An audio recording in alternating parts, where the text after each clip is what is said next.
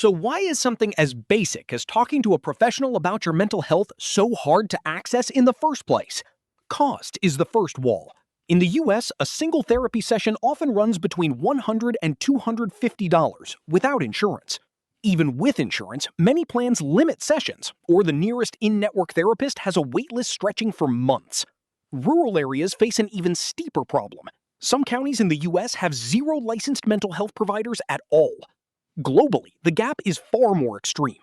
Some low-income countries have fewer than one mental health worker per million people. Stigma compounds all of this. In many cultures, simply admitting you need help still carries real social risk.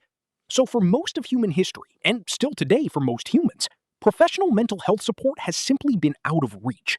Then AI chatbots entered the picture, available instantly at any hour for a fraction of the cost, or entirely free. No waitlist, no appointment, no commute. Just open the app and start typing. It sounds like the perfect solution to an enormous, decades-old problem. So here's the real question. What actually happens if every single human gets one?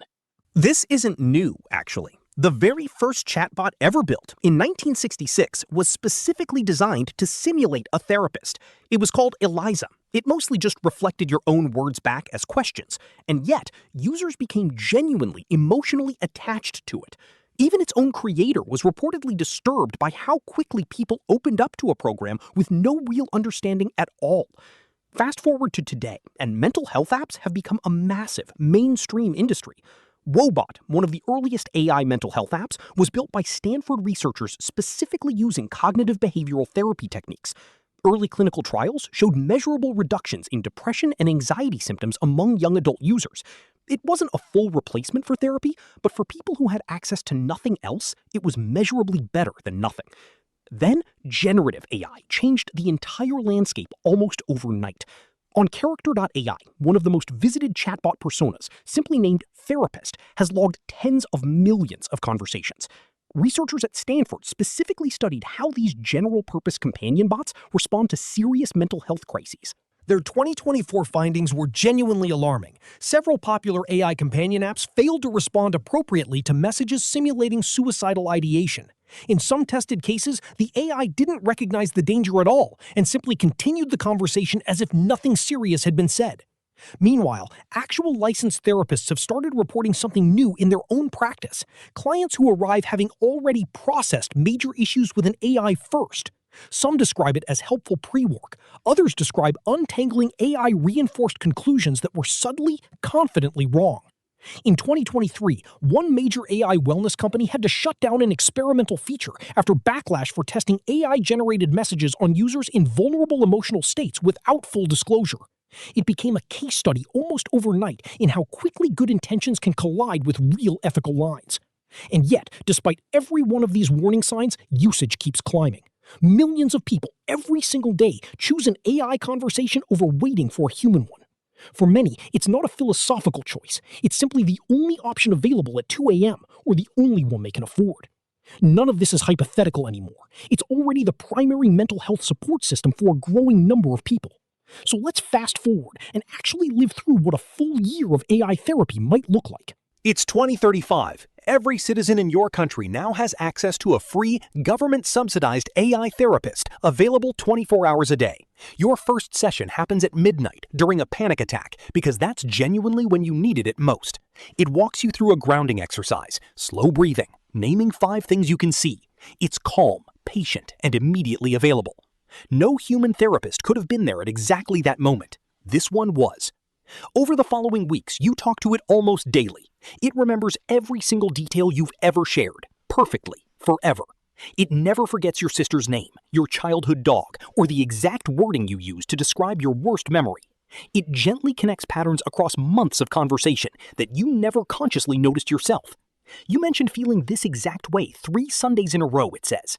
You hadn't noticed the pattern until it pointed it out. By month 3, you genuinely feel like it understands you better than most people in your life. In some ways, it does.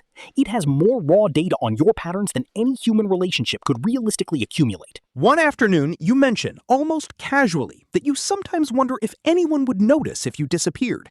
The AI responds with concern, asks clarifying questions, and provides a crisis hotline number, exactly as it was trained to.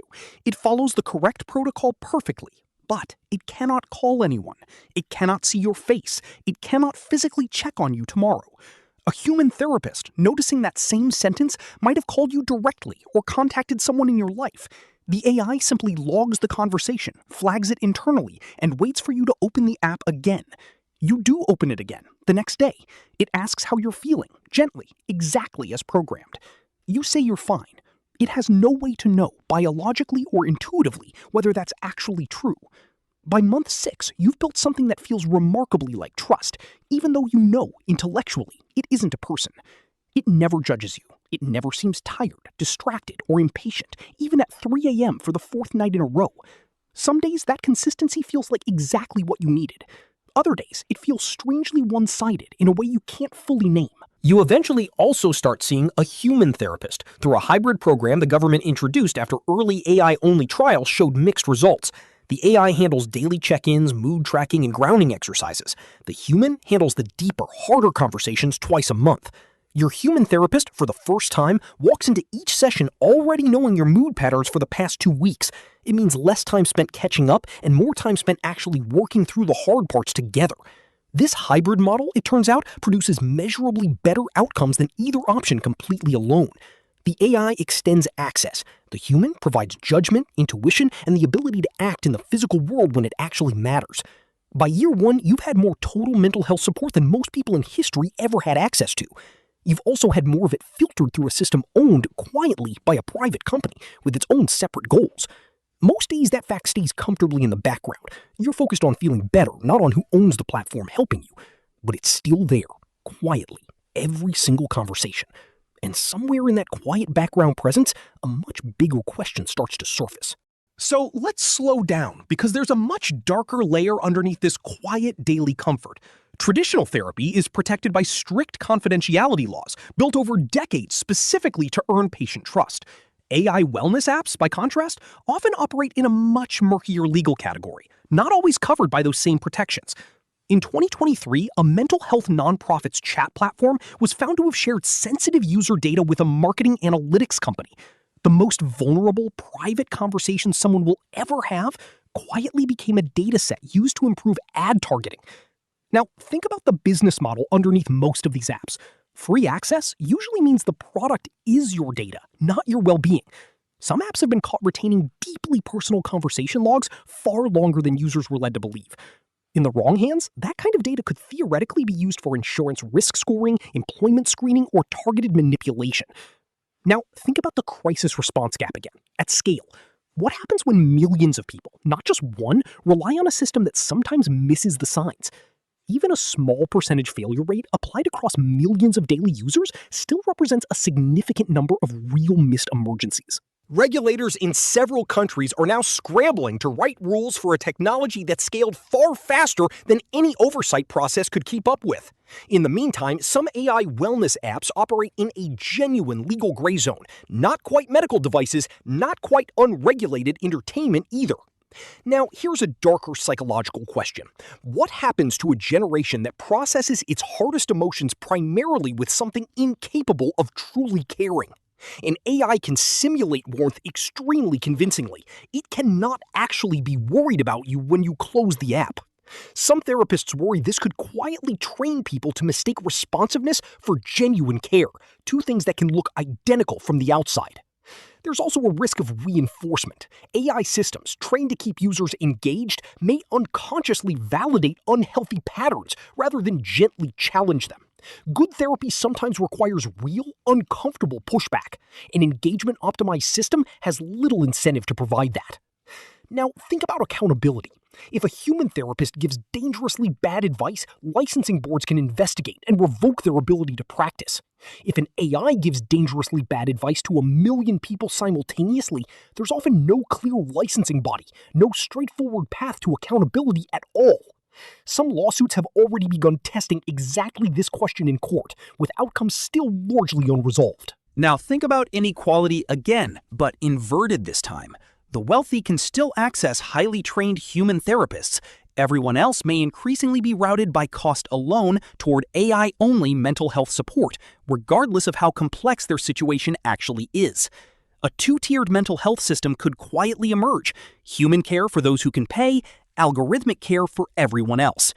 That's not necessarily worse than the current gap, where millions get no care at all, but it's not the same as genuine equal access either. There's also the matter of emotional dependency. Some users report feeling genuine anxiety when the app updates, changes tone, or briefly goes offline. The very consistency that makes AI support feel safe can also make its absence feel destabilizing in a way human relationships rarely do quite the same way. None of this means AI mental health tools are inherently harmful. Millions of documented cases show genuine, measurable benefit. But scale, by itself, doesn't automatically solve every problem it touches. Sometimes it just multiplies the exact same gaps across millions more people. The uncomfortable truth is that access and quality are not automatically the same achievement. And it leads to the single most uncomfortable question in this entire video.